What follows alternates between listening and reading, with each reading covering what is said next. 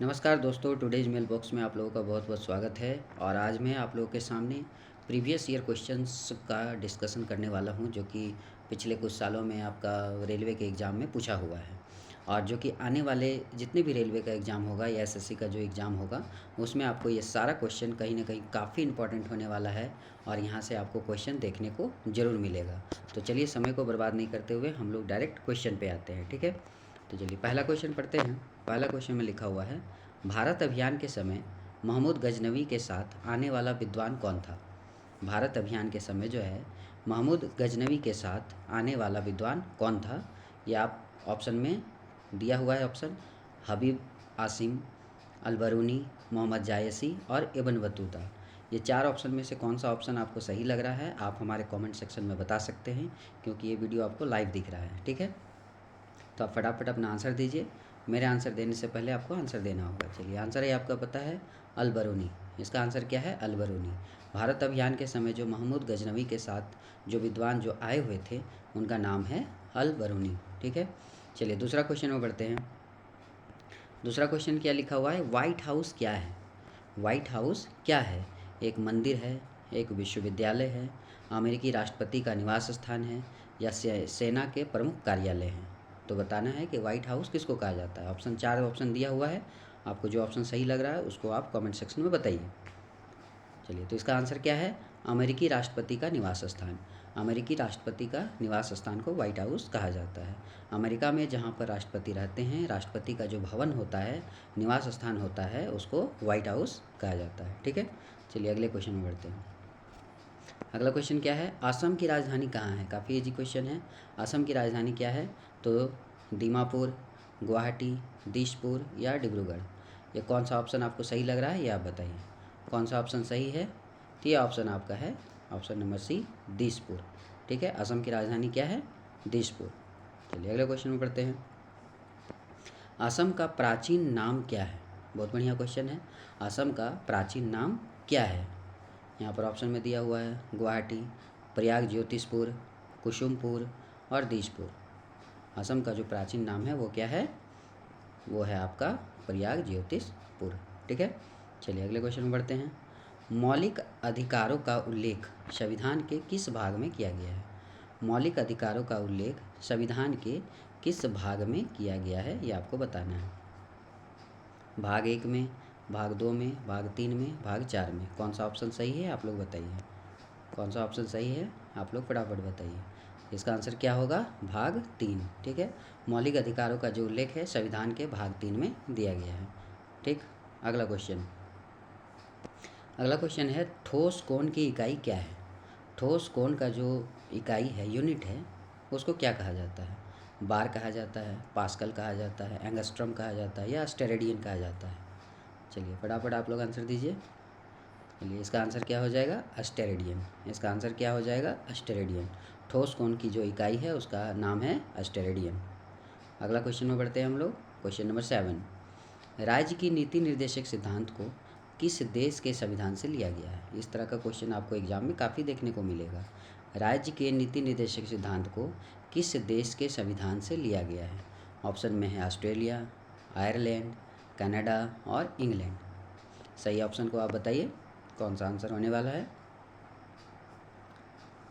ठीक है, इसका आंसर क्या है?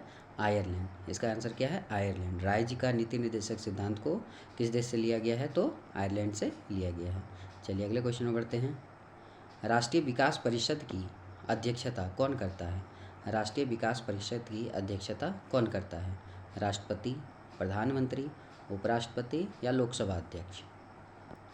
इसका आंसर क्या होगा बताइए फटाफट। इसका आंसर क्या है? प्रधानमंत्री। इसका आंसर क्या है? प्रधानमंत्री। चलिए अगले क्वेश्चन में बढ़ते हैं। मीनाक्षी का मंदिर कहाँ पर स्थित है। मीनाक्षी का मंदिर कहाँ पर स्थित है। ऑप्शन में है तंजौर, कटक, मदुरई और कोयम्बटूर। सही ऑप्शन को बताइए आप। तो इसका आंसर क्या हो जाएगा? मदुरई। मीनाक्षी का मंदिर कहाँ पर स्थित है? आपका मदुरई में स्थित है। मीनाक्षी का मंदिर कहाँ पर है? मदुरई में स्थित है। चलिए अगले क्वेश्चन में बढ़ते हैं। कचारी जनजाति किस राज्य के निवासी हैं। कचारी जनजाति किस राज्य के निवासी हैं। ऑप्शन में दिया हुआ है केरल, तमिलनाडु, नागालैंड या असम। केरल, तमिलनाडु, नागालैंड या असम? चलिए इसका आंसर क्या है? असम। अगले क्वेश्चन में बढ़ते हैं। Question number 11। फटाफट आप लोग जो है आंसर देते रहिए कमेंट सेक्शन में।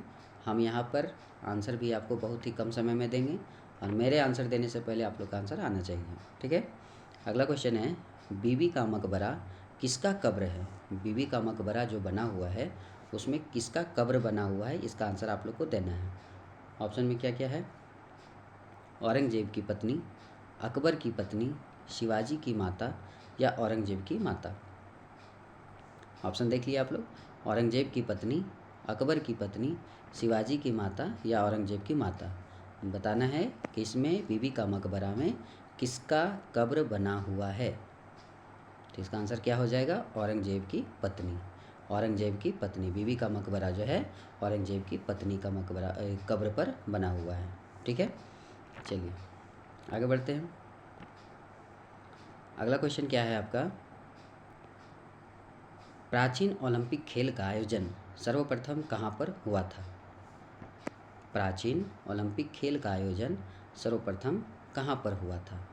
इसका ऑप्शन क्या है? पेरिस, न्यूयॉर्क, लंदन और ग्रीस, ठीक है। तो बताना है कि आंसर क्या है। आपको आंसर बताना है कौन सा ऑप्शन सही है। प्राचीन ओलंपिक खेल का आयोजन सर्वप्रथम कहाँ पर हुआ था? पेरिस में हुआ था, न्यूयॉर्क में हुआ था, लंदन में हुआ था कि ग्रीस में हुआ था? बहुत ही इजी क्वेश्चन है, बहुत बार आप लोग पढ़े होंगे इस क्वेश्चन को। तो इसका आंसर क्या होगा? ग्रीस, जिसको यूनान और एथेंस भी बोला जाता है, ठीक है। ग्रीस में प्राचीन ओलंपिक का जो खेल का जो सर्वप्रथम आयोजन हुआ था वो ग्रीस में हुआ था, ठीक है। अगला क्वेश्चन में आते हैं। बोरोबुदुर का प्रसिद्ध बौद्ध मंदिर किस देश में स्थित है? बोरोबुदुर का प्रसिद्ध बौद्ध मंदिर किस देश में स्थित है? यहाँ पर ऑप्शन में दिया हुआ है मलेशिया, श्रीलंका, इंडोनेशिया या थाईलैंड। बोरोबुदुर का प्रसिद्ध बौद्ध मंदिर किस देश में स्थित है, ये आपको बताना है। चलिए फटाफट आप लोग आंसर दीजिए। ये है आपका आंसर इंडोनेशिया। क्या है आंसर इसका? इंडोनेशिया में। बोरोबुदुर का जो प्रसिद्ध बौद्ध मंदिर है वो आपका कहाँ पर है? इंडोनेशिया में। अगला क्वेश्चन काफ़ी इजी क्वेश्चन है अगला। कामाख्या मंदिर कहाँ पर स्थित है? कामाख्या मंदिर कहाँ पर स्थित है? ऑप्शन में आप देख रहे हैं महाराष्ट्र, असम, तमिलनाडु और कर्नाटका। महाराष्ट्र, असम, तमिलनाडु और कर्नाटका। तो इसका आंसर क्या है? असम में। इसका आंसर क्या है? असम में, ठीक है। चलिए अगले क्वेश्चन में बढ़ते हैं। अजंता की गुफा कहाँ पर स्थित है? अजंता की गुफा कहाँ पर स्थित है? गुजरात में, महाराष्ट्र में, कर्नाटका में या तमिलनाडु में? चलिए आंसर दीजिए। इसका आंसर क्या होगा? महाराष्ट्र में। अजंता की गुफा कहाँ पर स्थित है? महाराष्ट्र में स्थित है। अगला क्वेश्चन, भारत द्वारा प्रक्षेपित प्रथम उपग्रह कौन है? भारत द्वारा प्रक्षेपित प्रथम उपग्रह कौन सा है? काफ़ी इजी क्वेश्चन है। सेहनी, आर्यभट्ट, भास्कर या त्रिशूल? चार ऑप्शन में कौन सा सही आंसर है आप बताइए फटाफट। तो इसका सही आंसर क्या है? आर्यभट्ट। भारत द्वारा जो प्रक्षेपित प्रथम उपग्रह है, प्रथम सैटेलाइट है, वो क्या है? आर्यभट्ट। अगला question, play ground of Europe के नाम से किस देश को जाना जाता है? मतलब प्ले ग्राउंड ऑफ यूरोप किस देश को बोला जाता है, ये आपको बताना है। ऑप्शन में दिया हुआ है जर्मनी, इंग्लैंड, फ्रांस और स्विट्ज़रलैंड।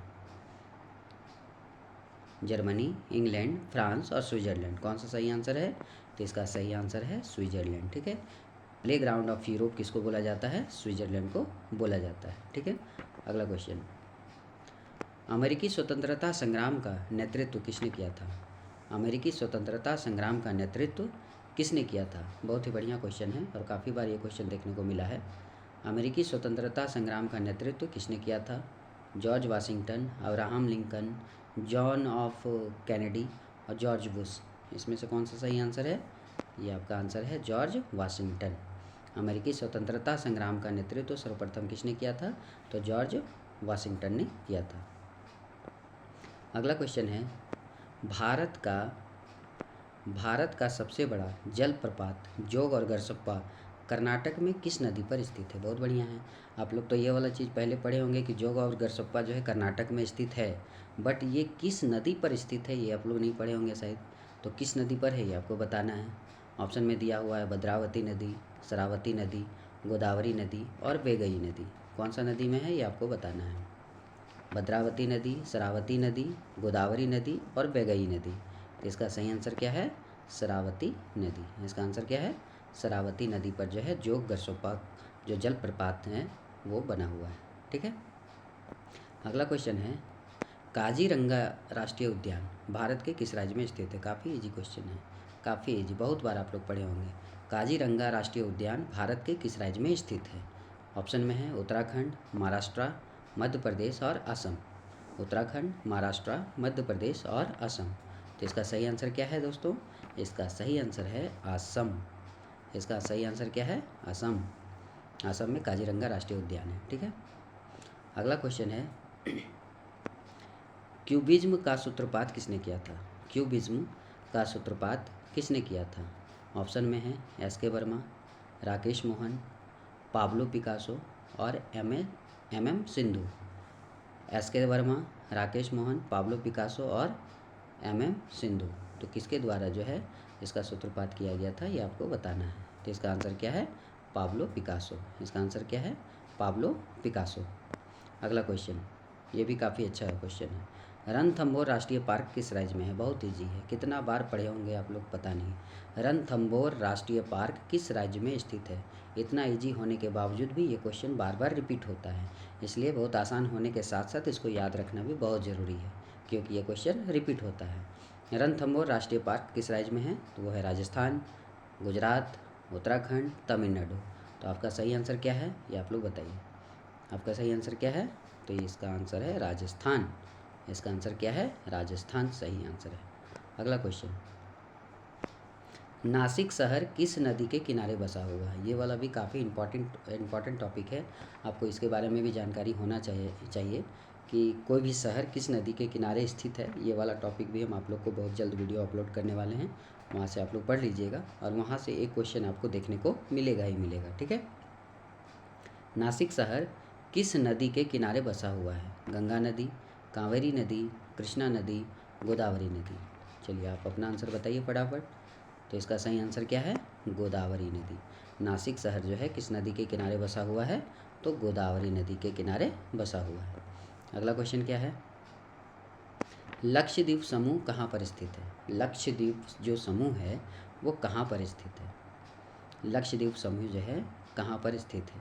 ऑप्शन है हिंद महासागर, अरब सागर, बंगाल की खाड़ी और प्रशांत महासागर। चलिए इसका आंसर बताइए आप लोग फटाफट। तो इसका आंसर क्या हो जाएगा? अरब सागर। इसका आंसर क्या हो जाएगा? अरब सागर।